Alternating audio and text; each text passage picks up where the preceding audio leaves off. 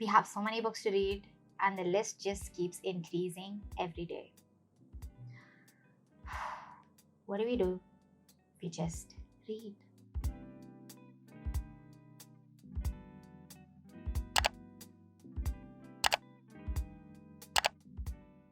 Hey everyone, welcome to this video. My name is Shivani, and today we're going to talk about the books that we need to read before 2021. This list includes a couple of genres like fantasy. I love fantasy, so might have showed some favoritism over there. So anyways, it includes like fantasy, contemporary, science fiction. If you like these genres, probably it'll be helpful for you to check these books first before you have other reading plans for the year. So let's get into it.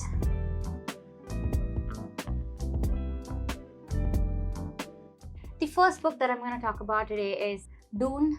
How do you pronounce it? It's a Dune. So, Dune by Frank Herbert. So, this is actually science fiction. It's tagged a soft science fiction novel. It was actually published in around 1965, I guess. So, it's 2020. Why am I talking about it today? You might ask me. That's a valid question. I thought so too. But the movie adaptation of Dune is releasing next year. I guess it's October 2021. So in event of that, and my desire to be the person who read the book first, I have decided to read this book before the end of the year. Probably, yeah, we have a lot of time before the movie gets released anyways, but only if I put the book as a top priority in my list, I know that I wouldn't get to it anytime sooner. The synopsis sounds so intriguing. So I'm gonna just tell you what this book is about to get you started. So this book follows a boy who apparently belongs to a noble family set in a post-apocalyptic dystopian kind of a world. Just imagine Mad Max Fury Road, where there is all rugged wasteland action. I'm expecting that from this book. Anyways, it follows a boy who belongs to a noble family. So one day, his family is betrayed somehow and he is forced to set on an adventure of some sort. There is this drug in picture which apparently enhances one's consciousness and increases life expectancy. The male protagonist rediscovers himself and somehow is linked to attaining something that's unattainable by the mankind. That is the description. Anyways, it sounds intriguing, like I said before. I'm so excited to read this book.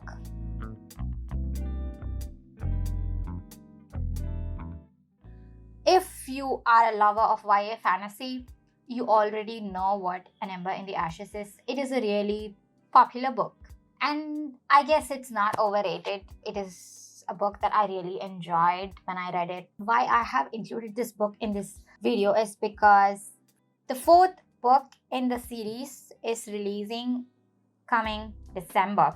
I think it's releasing on December 1st. So if you really like YA fantasy and the uniqueness that's limited to the genre, then I guess it's the book for you. It follows a girl named Laia. Laia, her grandparents, and her brother live in the backstreets of this ancient Roman Empire inspired fantasy world. So what happens is, like, one day her brother is arrested. The empire is a very scary one. It is very sinister. You can't just fight for justice or anything like that.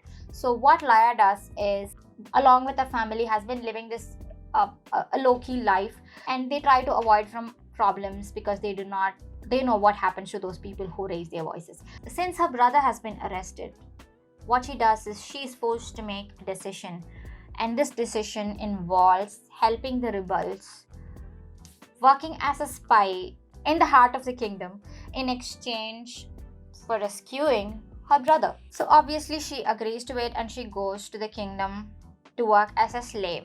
There she meets Elias. So Elias is like the finest soldier in the Empire's military academy. But in contradiction to that, he just wants to be rid of the tyranny that he is forced to implement. So when they meet, things happen their world is turned upside down. So what happens is the story. The characters in this book speak to you so much as a reader. You will not be left behind. You will love the characters individually. I loved it.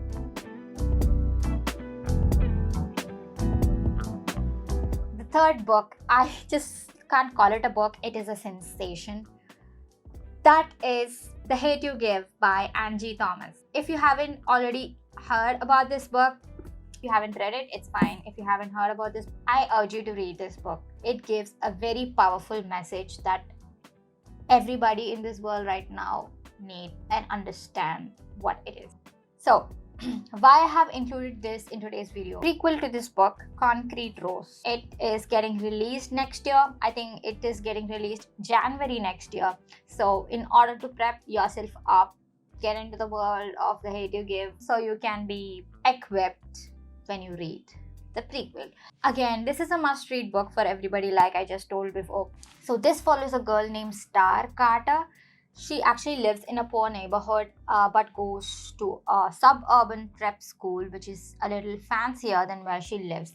So in her daily life, she actually sees how both places differ so much. Two different places which she visits every day, and how the livelihoods of these people differ so much. And one day, the difference can't be any starker. An incident happens that changes her life. Her childhood friend gets shot by a cop in front of her eyes. It all zones down to her whether she expresses what really happened that day, because she was the only witness. So The Hate You Give is the first novel, and The Concrete Rose is the prequel to Hate You Give.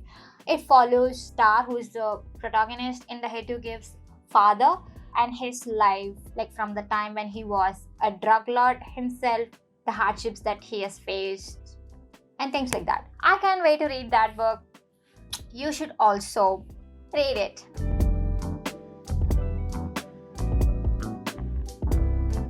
The next book that we're going to talk about is King of Scars by Leigh Bardugo. If you know, Leigh Bardugo has written Grisha Trilogy, Six of Crows, Duology, Six of Crows, and Crooked Kingdom. Those are really fantastic books. Every YA fantasy lover's top recommendation. This book has a sequel coming next year, which is Rule of the Wolves. King of Scars follows a character who has been in both the Grisha trilogy as well as Six of Crows. Is that a spoiler? So, spoiler free. I'll try to make it as spoiler free as possible. So this follows Nikolai, Zoya, and Nina. These are some of the characters from Bardugo's previous Grisha trilogy and Six of Crows duology. So these three people have their motives of their own in this book. Apparently it happens after the Crooked Kingdom, the second book in Six of Crows. So Nikolai wants to achieve something. Zoya is helping him in achieving that thing. Nina has an objective of her own, and these three people want to achieve something. I'm not saying what it is because it would be a minor to major spoiler depending on how you take it.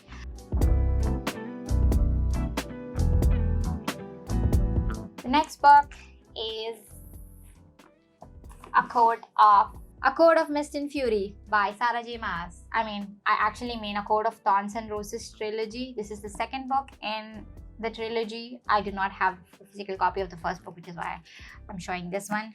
This is close to my heart. I always have this with me. So, a companion novel for the series is coming next year. I'm really excited about it.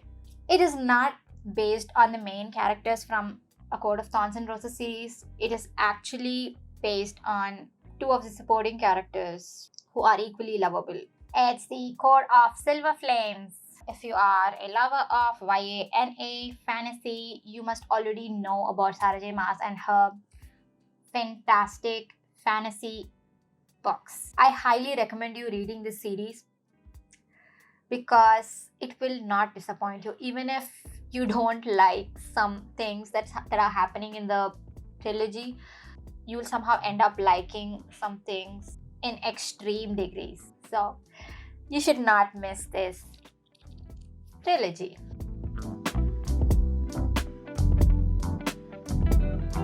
The next book that I'm going to talk about is The Invisible Life of Addy LaRue.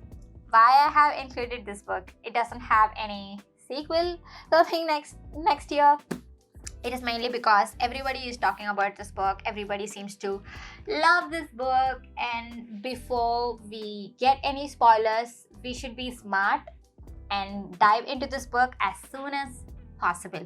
It is just to save ourselves from being spoiled. It follows a girl named Addy. So she strikes a deal with the devil in order to live an immortal life. So in exchange, the people who meet her will not be able to remember her. Peculiar, isn't it? So she has been living a long, lonely life for centuries until one day she meets a person who actually remembers her. Most of my favorite reviewers have said it is a must read and it is their most favorite book of the year. So this is one book that we need to finish before 2021. That's it for today. These are the books that I wanted to talk about. I hope we finish reading all these books soon so that we can get to the other books that we want to read by the end of the year. Ambitious, but I guess it's not impossible. But thank you so much for watching this video. I'll catch you up real soon. Bye.